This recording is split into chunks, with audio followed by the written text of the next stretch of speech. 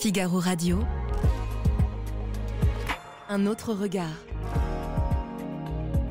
Anne de Guigné et Salomé Boulet.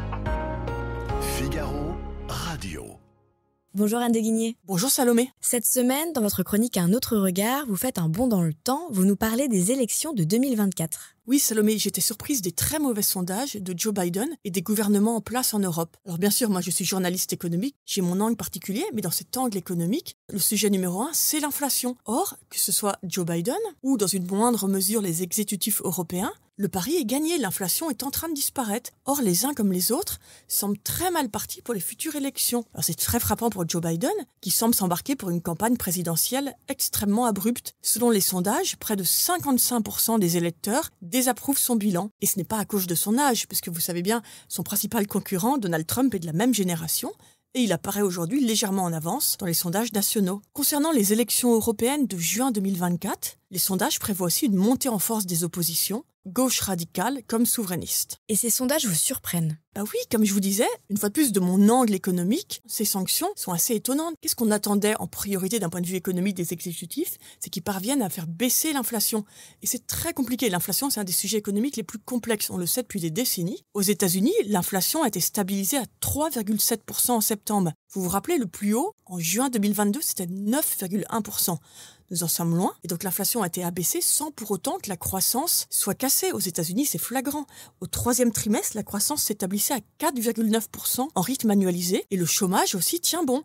Vous avez un chômage qui est légèrement inférieur à 4%, qui certes rebondit légèrement, mais qui reste très proche du point bas atteint dans les années 1960. Et le bilan est moins glorieux en Europe. Non, là, vous avez raison, Salomé. Les dirigeants de la zone euro ne peuvent pas se féliciter d'un bilan aussi étonnant que celui de Joe Biden. Néanmoins, il est quand même positif. Rappelons-nous, il y a 18 mois, tout le monde craignait que l'inflation s'installe pour des années et surtout que si jamais l'inflation baisse, ce soit au prix d'une grave récession. Nous n'en sommes pas là. Certes, la croissance diminue, mais en 2024, elle est attendue autour de 0,6%, donc bien loin d'une récession. Et dans cet environnement très morose, il faut reconnaître que la France s'en sort plutôt bien. Sa croissance tournerait autour de 1% l'année prochaine. Mais alors les électeurs devraient être ravis puisque le pouvoir d'achat est au cœur des préoccupations. Non, vous avez raison, Salomé. Tous les sondages et enquêtes le montrent. Les citoyens, les consommateurs se préoccupent en priorité de pouvoir d'achat. Donc pourquoi sont-ils aussi peu reconnaissants de ces résultats sur l'inflation? Parce que sans doute il y a des biais dans le ressenti, des biais importants. D'abord, chacun ressent l'inflation par ses achats réguliers. Un achat que vous effectuez tous les 3 ans, mettons, je ne sais pas, comme une chaîne IFI, vous ne vous rappelez pas du prix d'il y a 3 ans. En revanche, les courses alimentaires ou le plein d'essence, pour ceux qui ont besoin d'utiliser fréquemment leur voiture, vous vous rappelez tout à fait du prix que vous avez payé, vous êtes très sensible aux hausses.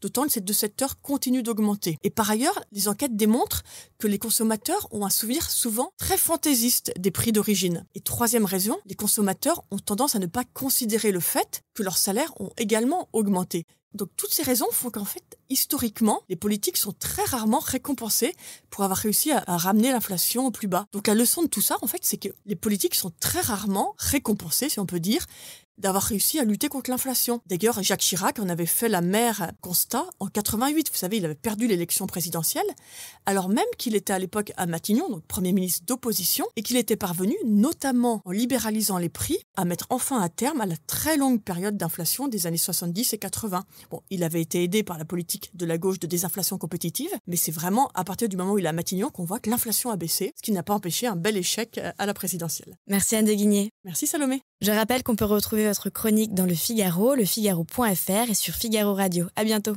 À bientôt.